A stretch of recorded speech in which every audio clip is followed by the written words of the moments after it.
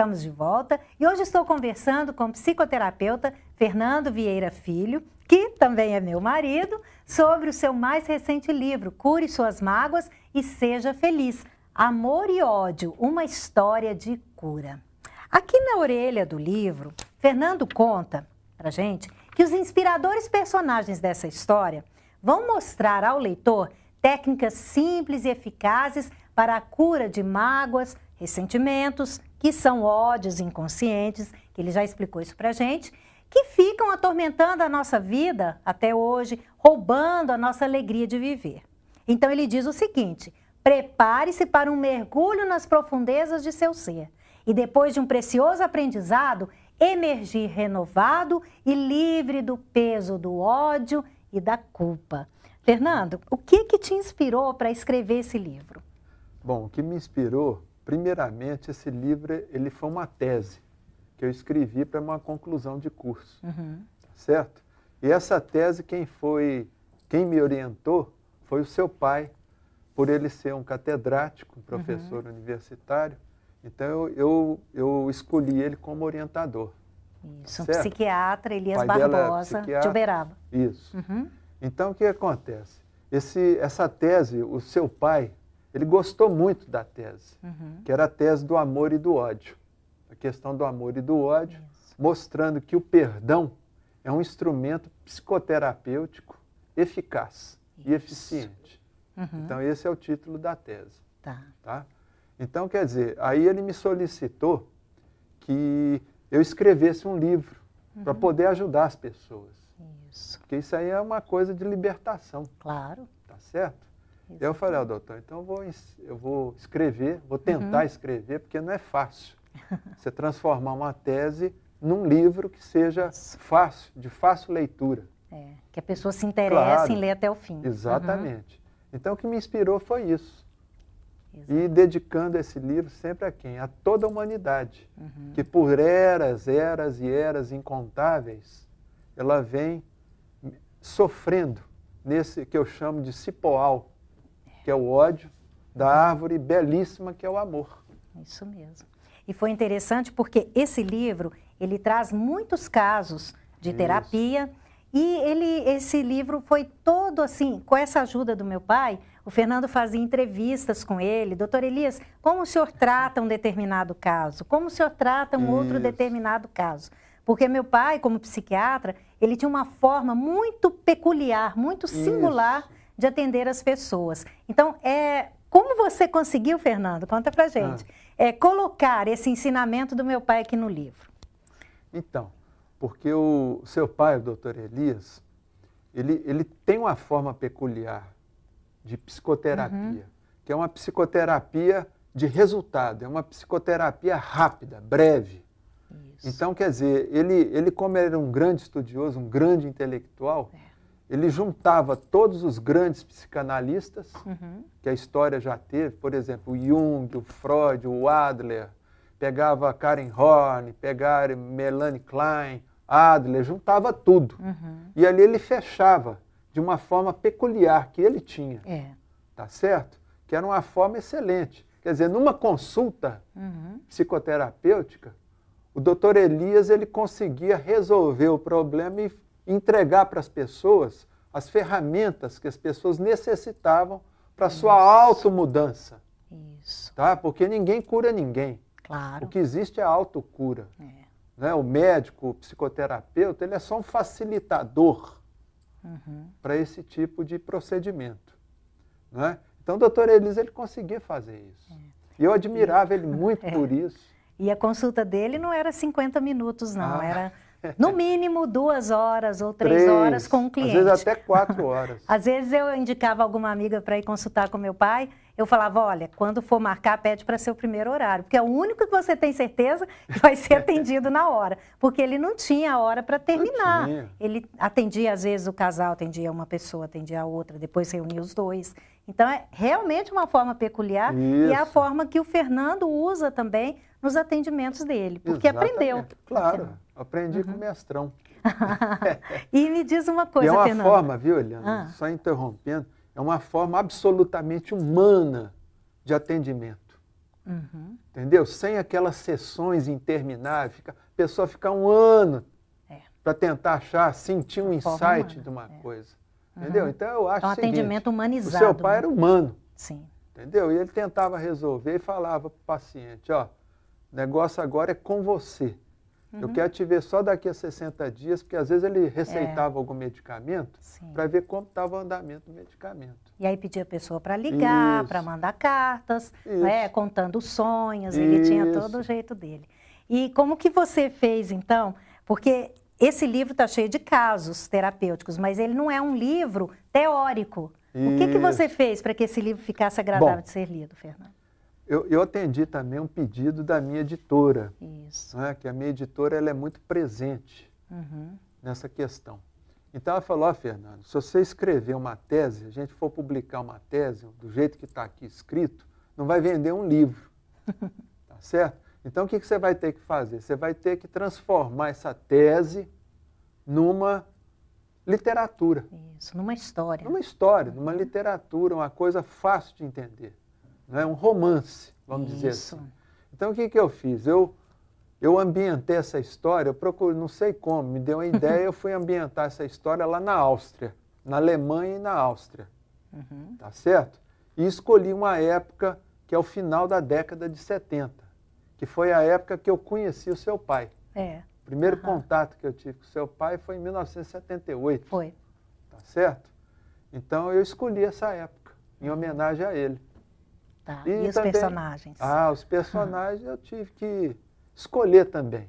Então eu escolhi lá um psicoterapeuta, um psicólogo, que esse psicólogo ele era um psicólogo cheio de conflitos, tá certo? Conflitos internos, familiares, com a mãe dele principalmente. E ele era um fã incondicional desse Dr. Eck, que é o outro personagem. Eckbart. Eckbart. E aí o que acontece? Passou um determinado momento, ele estava andando na bicicleta, aquela coisa, caiu, ele viu lá no chão um jornal que estava mostrando uma matéria sobre o Dr. Eckbart. E por aí vai. A história ela vai fluindo. E aí ele se aproxima do Dr. Eck e vai aprender com ele as técnicas. Aí ele tem lá um gravadorzinho nacional, que eu tenho esse gravador também, até hoje, nacional. Porque o Nacional veio antes do Panasonic, certo? E aí esse psicoterapeuta, ele teve a honra de poder entrevistar esse Dr. Eck. E o livro, aliás, ele vai dessa forma. É um livro de que ele vai entrevistando, o Dr. Eck vai contando uma as história histórias. paralela e ele vai contando as histórias dos casos de cura através do perdão. Exatamente. Então, esse personagem, Dr. Eckbart, ele não é o Dr. Elias Barbosa, mas é o Dr. Elias Barbosa filosófico. Isso. Quer dizer, ali eu vou mostrar o quê? A técnica psicoterapêutica do Elias Barbosa. Isso. A história do Eckbart é completamente diferente do Elias Barbosa. Exatamente. Olha só como essa mágoa, que na verdade é o ódio, pega todo mundo. E olha, cuidado, hein? Porque tem pessoas que falam assim, né, Fernando? Mágoa? Ódio? Eu não tenho, imagina! Não tenho mágoa de ninguém. Mas aí, se a gente começa a conversar com a pessoa, ela começa a se lembrar de alguma coisa. Não, só se foi na minha infância, porque meu irmão fez isso comigo. Complicado, não é, Fernando? É complicado. Mas isso acontece demais. E às vezes por causa da culpa, né? Claro. E às vezes eu chego para a pessoa lá no consultório e falo assim, ó, meu amigo, o problema seu é ódio. Aí a pessoa dá um pulo da cadeira. Eu falei, calma, vamos conversar. Tem nada demais, né? Tem nada demais, rapaz. É natural. Isso. É humano. É humano. Aí eu tenho que explicar uma série de coisas para chegar no ponto. Fernando, o nosso tempo está quase acabando, mas eu quero que você deixe aqui para a gente uma das técnicas que tem no seu livro, para que a pessoa, quem estiver aí já sentindo esse rancor, esse ressentimento, esse ódio, possa já descobrir um caminho para começar a trabalhar o perdão. Tá ótimo. Então eu vou ensinar uma técnica muito simples, mas muito eficaz. Tá certo? Eu chamo essa técnica, chamei aqui no livro, técnica do cólon. Mas na realidade, por que eu falo cólon? Porque o cólon é onde fabrica o quê? As fezes do ser humano. Tá? Por quê? Porque na realidade, como o ódio, é um dejeto do amor, quer dizer, o amor é uma coisa boa, mas quando ele adoece, ele vira um dejeto, não é? Que a gente veneno, chama de ódio. Inclusive, faz Tá mal, certo? né? Então, essa técnica, ela liga de forma inconsciente, subliminar, as fezes ao ódio. Então, o que acontece? A técnica que eu ensino é o seguinte: a pessoa, quando ela for evacuar de manhã cedo, fazer o cocôzinho, tá? O que acontece? Antes dela dar descarga, Eliana, ela pensa naquilo que algumas pessoas fizeram com ela no dia anterior. Por exemplo, não precisa ser só pai, mãe, ou tio, irmão. Pode ser um colega de trabalho. Aquele colega foi muito deselegante comigo. Falou uma coisa que é uma injustiça. Então, ali o que acontece? Naquele momento, antes de dar descarga, você pensa naquelas fezes que estão ali no vaso e procura imaginar que aquelas fezes estão se acoplando com a sua raiva, com a sua mágoa, com o seu ódio. Tá grudando ali, ó. Imagina que está grudando. E aí, nesse momento, o que você faz? Você dá descarga e ali você aproveita e faz uma prece. Fala: oh, meu Deus, muito obrigado. Que esse ódio, que essa raiva que eu estou dessa pessoa possa ir para o esgoto, junto com as fezes que eu estou eliminando. Isso. Tá certo? Essa é uma técnica para o dia a dia. É para o dia a dia. E te dá um alívio, viu, Eliana? Com certeza. Uma beleza. Com certeza. A pessoa esquece. Eu mesmo uso vai muitas deixando vezes. Passar. Eu uso. Com certeza. Até quando você fica com raiva de mim, né? Claro. Falou, eu estou com raiva da minha mulher. Claro, isso é normal. E a gente precisa olhar isso como uma coisa normal. Tá certo? Isso é muito importante. Fernando, qual mensagem você deixa, então, para os nossos telespectadores, para que eles entendam que o perdão, ele tem tudo a ver com a felicidade? Eliana, a única coisa que eu posso deixar para o telespectador é o seguinte: tudo aquilo que está no Evangelho, escrito por Jesus, escrito não, o Evangelho que foi escrito pelos apóstolos que acompanharam a vida de Jesus, é perfeito. Se a pessoa, por exemplo, ela seguiu o que está no Evangelho ou no Novo Testamento, ela nunca vai precisar de médico, nunca vai precisar de psicólogo e nunca vai passar necessidade financeira, porque o Evangelho tem tudo. O Cristo era uma pessoa extraordinária. Ele já sabia desse problema do ser humano. Tá certo? Por isso que ele falava: perdoar não é 7 vezes, é 70 vezes 7 vezes. Porque o perdão é fundamental na vida do ser humano. E outra coisa que eu deixo para o público, telespectador: se você não quer se decepcionar, lembre dessa frase que eu vou deixar. Do ser humano, a única coisa que nós devemos esperar é o seguinte: é coices e alfinetadas. O dia que alguém te fizer alguma coisa de bom, agradeça a Deus, porque é lucro. Exatamente. Isso aí era o que meu pai falava para todos os clientes dele, para nós, os filhos, para os genros. A gente não tem que ficar esperando demais dos outros, a gente tem que esperar da gente.